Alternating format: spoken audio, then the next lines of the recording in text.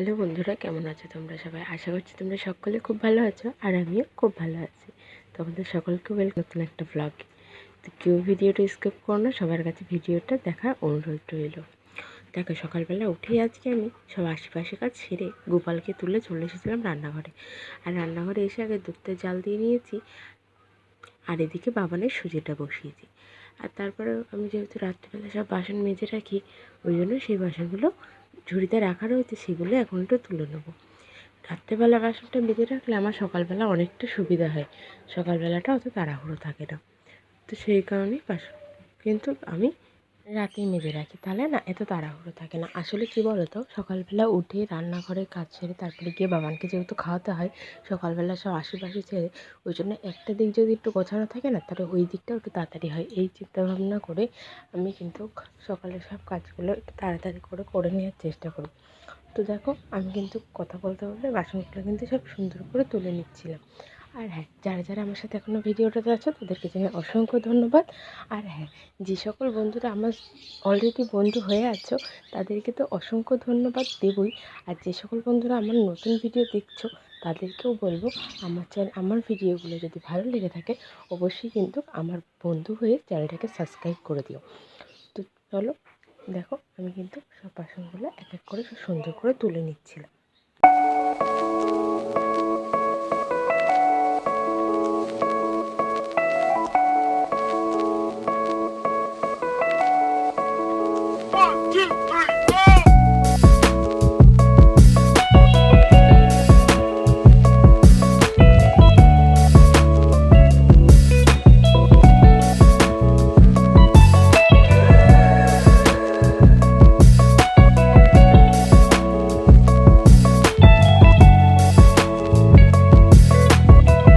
তারপর সকালে রান্নাটাও করে নিয়েছিলাম, ভাত আর আলু সিদ্ধ, বেশি কিছু করিনি আজকে।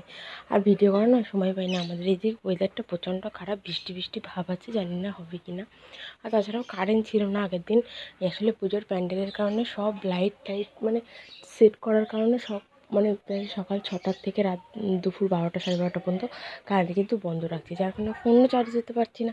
আর কোনো দিন সকালে কারেন্ট যাচ্ছে, কোনো দিন যাচ্ছে না, এই কথা ভেবেও রাত্রে ফোন চার্জ দিতে পারছি না। তো হয়ে ওঠে না আর কি। তো যাই হোক, দেখো ভাত টাত করে নিয়েছিলাম, করে নিয়ে চা করে খেয়ে নিয়েছিলাম। এদিকে বাবানকে ঘুম পাড়িয়ে দিয়েছি, দিয়ে এবার আমি চলে এসেছিলাম সোজা রান্নাঘরে। এসে এবার আমি ভাতটা বেড়ে নিয়েছিলাম আমার আর আমার শাশুড়ি মায়ের। তো দেখো, আমার শাশুড়ি মার আমি আগে খেয়ে নেবো। তো তারপরে আমরা খাওয়া দাওয়া করে নিয়েছিলাম, নিয়ে এইদিকে ভাত বসিয়ে দিয়েছিলাম। আর এদিকে আমার শ্বশুরমশাই মাছ এনেছিল, বাবানের জন্য টাকি মাছ এনেছিল আর আমাদের জন্য বাটা মাছ এনেছিল। তো সেইগুলোই উনি কাটছিল। আর এদিকে আমি কিন্তু বাবানের মাছের ঝোলটা অলরেডি বসিয়ে দিয়েছি। একটু গাজর, একটু পেঁপে, একটু বিন দিয়ে কিন্তু আজকেও তরকারিটা আমি করে দেবো। তো ফার্স্ট টাইম মাছগুলো ভেজে নিচ্ছিলাম। আসলে আমি টাকি মাছ আগে কখনো ওকে রান্না করে দিইনি, তো আর আমি টাকি মাছ কখনো ভাজিও নি। এবার আমি না বুঝতে পারছিলাম না যে মাছটা ফুটবে কি ফুটবে না। তো তারপর দেখলাম মাছটা ফুটলো না, এমনিই নর্মাল ভাজা হয়ে গেল। তো দেখো, আর আমি না চেষ্টা করি বাবান ওঠার আগে যেটুকু কাজ করে নেওয়া সেটুকু, ও উঠলে তো ওকে নিয়ে একজনকে আমার বসে থাকতেই হবে। আর সেই কারণে ও ওঠার আগে সব কিছু গুছিয়ে নেওয়ার একটু চেষ্টা করি। তো সেই মতোই বাবানের মাছটা ভেজে নিয়েছিলাম। ওইদিকে আমি সবজিগুলোও ভালো করে ভাজা করে নিচ্ছিলাম, একটু ভালো ভাজা বলতে কাটা একটু ছ্যাঁকা ছ্যাঁকা। তারপরে জলটা দিয়ে দেবো। আর মাছের যেহেতু তেলটা একটু বেশি দিয়েছিলাম, সেহেতু তেলটা আমি একটুখানি তুলে রাখবো। আর তারপরে দেখো, আমি কিন্তু বাবানের ভাতটা বসিয়ে দিয়ে আমি চলে গেছিলাম একটু জল ভরতে। দেখি জলের বোতলগুলো সব খালি, তো সেই কারণে জলগুলো ভরে নিচ্ছিলাম। আসলে সকালে রাত্রে যেহেতু খাওয়া দাওয়ার পরে জলের বোতলগুলো ভরে রাখা হয়, এবং তাহলেও সকালবেলা যেহেতু খাওয়া হয় ওই জন্য বোতলগুলো সব আবার খালি হয়ে যায়। তো সেই কারণে পরে আবার ভরে নিই। আর সংসারের এই টুকিটাকি কাজ করতে করতে না সময় চলে যায়। অনেকেই না বলে যে তোমাদের আর কী কাজ, দু তিনজন তো মানুষ। আসলে একটা সংসারে একজন মানুষ থাকলেও যে কাজ থাকে না, একটা সংসারে 5জন মানুষ থাকলেও সেই কাজ থাকে। এবার হয়তো হতে পারে যে কিছু কাজ বেশি, কিছু কাজ কম, কাজের পরিমাণটা বেশি, কিছু মানুষের কাজের পরিমাণটা কম, এটাই হচ্ছে ব্যাপার। আর যেহেতু আমাদের বাড়ি ছোটো বাচ্চা আছে, এবার ওকে নিয়ে সত্যি প্রচণ্ড দুষ্টু, প্রচণ্ড বলার মতো না। এতটাই দুষ্টু, কেউ যদি বলে ওকে আমি আধ ঘন্টা রাখবো, সে পরের দিন ওকে আর মানে আধ ঘন্টা রাখার জন্য আর নেবে না অন্তত। মানে ও এতটাই দুষ্টু, ওকে সামলানো প্রচণ্ড কষ্টকর। আমাদের বাড়ি আমার শ্বশুর শাশুড়ি তো একদমই পারে না, আমার হাজব্যান্ড ওকে পারে সামলাতে, তাও কিছু কিছু সময় একদম হাঁপিয়ে যায়, আমাকে বলে আমি তোর দ্বারা আমার দ্বারা আর হবে না তোকে সামলানো। তো তারপরে আর ও না বেশিরভাগ টাইমে যদি বলো আমার কথা, আমিও ওকে সামলাই, মানে আমি মা, আমাকে তো সামলাতে হবেই, আর আমি ওকে সামলাতে পারিও, কিন্তু সেটা বড় ব্যাপার না, ও প্রচণ্ড দুষ্টু। তো দেখো কথা বলতে বলতে কিন্তু আমি অনেক কাজ সেরে নিয়েছি ওইদিকে, আর এবার চলে এসেছিলাম ঘরটা ঝাড় দিতে দিতে। ওই যে বললাম বাবান ওঠার আগে সব কিছু একটু গুছিয়ে নেবো, তো সেই মতো ঘরটা একটু সুন্দর করে ঝাড় দিয়ে নিচ্ছিলাম। সকালবেলা একবার ঝাড় দিয়েছি, আবার বাসি ঘরও একবার ঝাড় দিয়েছি, তবুও ঘরটা মোছার আগে আরেকবার ঝাড় দিয়ে নিলাম। আসলে এইভাবেই ঘর যদি একটু পরিষ্কার পরিচ্ছন্ন করে রাখা হয় না, দেখবা তুমি জিনিস যত পরিষ্কার করে রাখবা তোমার জিনিস ততটাই সুন্দর দেখাবে, এটাই হচ্ছে ব্যাপার। আর হ্যাঁ, এবার অনেকে বলতে পারো একবার ছাড়তে ঘর মুছলে তো ঘরটা পরিষ্কার থাকে। হ্যাঁ, থাকবে না কেন, অবশ্যই থাকবে। এবার কি বলো তো, আমাদের যেহেতু রাস্তার পাশে বাড়ি, ধুলোটা প্রচণ্ড আসে, এবার ওই প্রচণ্ড আসে যখন ঘরটা মুছতে যাই, ওই নোংরাগুলো না মোছানায় আটকে যায়, তো সেই কারণে তখন খুব প্রবলেম হয়, তাই জন্য মোছার আগে একবার ঝাড় দিয়ে নিই।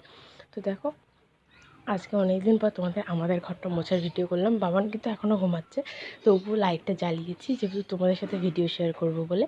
তো দেখো লাইট জ্বালিয়ে কিন্তু আমি ঘরটা সুন্দর করে একটু মুছিয়ে নিচ্ছিলাম।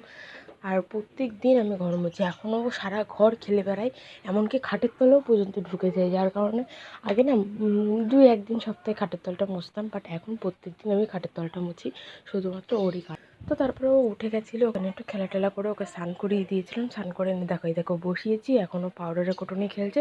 তো এবার আমি ওকে খাওয়াবো, আর খাওয়াতে খাওয়াতে না প্রচণ্ড বৃষ্টি চলে এসেছিলো, তো সেই কারণে আর ভিডিও আমি করতে পারি না, ফোনে না একদম চার্জ ছিল না, আর কী হয়েছে ফোনে না একদম ভিডিও অনই হচ্ছিল না, আমি জানি না কেন। তো তারপরে আমি দুপুরে একবার তোমাদের ভিডিও শেয়ার করছি, ওইদিকে কিন্তু অনেক কাজ করেছিলাম, রান্নাঘর মোছা, গ্যাস ট্যাস মোছা, আর ভাত গোছানো, টুকটাক টুকটাক অনেক কাজ করে নিয়েছিলাম। আর তারপরে আমরা দুপুরবেলা বাবানকে ঘুম পাড়িয়ে খেতে চলে গেছিলাম। আর আজকে আমাদের রান্না হয়েছিল বাটা মাছ সর্ষে বাটা দিয়ে ভাপা, আর এদিকে থোড় ভাজা। তো আমার আর শ্বশুরমশাইয়ের খাওয়া হয়ে গেছে, এদিকে আমি তরকারিগুলো ফ্রিজে নিয়ে যাব, আর এই বাসনগুলো আমি এবার একটু তুলে নেবো। এই বাসনগুলো দুপুরবেলা যেগুলো রান্নার পরে হয়েছিল মেজে রেখেছিলাম, সেই সব বাসনগুলো একটু তুলে নেব। আর বুঝতেই পারছো আমার চুলটা দেখে, জাস্ট আমি স্নান করে এসেছি, আজকে স্নান করতে হতে না অনেকটা দেরি হয়ে গেছিলো, সেই জন্য বাবার না অনেক দেরিতে ঘুমিয়েছে, আর আমার শ্বশুরমশাই বাড়ি ছিল না, এই জন্য একজন তো ওখানে থাকতে হবে আর একজন কাজ করছিল, তো সেই কারণে আমি আর শাশুড়ি আমার এটা ওটা ওটা ওটা করে করছিলাম, এইভাবে করতে করতেই মানে চলে যাচ্ছিলো আর কি। তো তারপরে বাসন টাসনগুলো তুলে নিয়ে আমি চলে গেছিলাম সোজা ঘরে, আর ঘরে গিয়ে আমি একটু শুয়েও নিয়েছিলাম, জানো তো শরীরটা প্রচণ্ড খারাপ লাগছিলো। আর আমি যখন ঘরে গেছি তখন না 4টে বাজে, 4টে না ভুল বললাম, 4:30 বাজে। এবার আমি যেই ঘরে গেছি তার আধ ঘন্টা পরেই বাবান উঠে গেছে, এবার ওকে নিয়ে সারা বিকেল খেলা করেছে, আর তখন শরীরটা এত টায়ার্ড লাগছিল, তখন আর ভিডিও করার মনে ছিল না। তো তারপরে সন্ধ্যাবেলা চা করতে চলে গেছিলাম, আর দুধটাও আমি জাল দিয়ে নিয়েছিলাম, আর সন্ধ্যাবেলা যেসবগুলো বাসন থাকে দুপুরে সেই বাসনগুলো আমি তুলে নিয়েছিলাম। আর তারপরে আমি না আজকে চা খাবো না, যেহেতু 4:30 3:30 4টের সময় ভাত খেয়েছি বলে। আর এদিকে 3 কাপ চাই করবো, আসলে বড় মা এসেছে, বড় মা মানে আমার জেঠি শাশুড়ি, তো ওনার জন্য একটু চা করেছিলাম। তো চাটা করে সবাই খেয়ে নিয়েছিলাম, আর বড় মারাও খেয়ে নিয়েছিল, মনারা খেলছিল। তো আজকে আমরা তো ভিডিওটা এখানেই এন্ড করছি, তোমাদের যদি ভিডিও ভালো লেগে থাকে অবশ্যই like comment share and subscribe করে দেবে। দেখা হবে নেক্সট কোনো একটা ভ্লগে, ততক্ষণ কিন্তু সবাই ভালো থেকো, সুস্থ থেকো।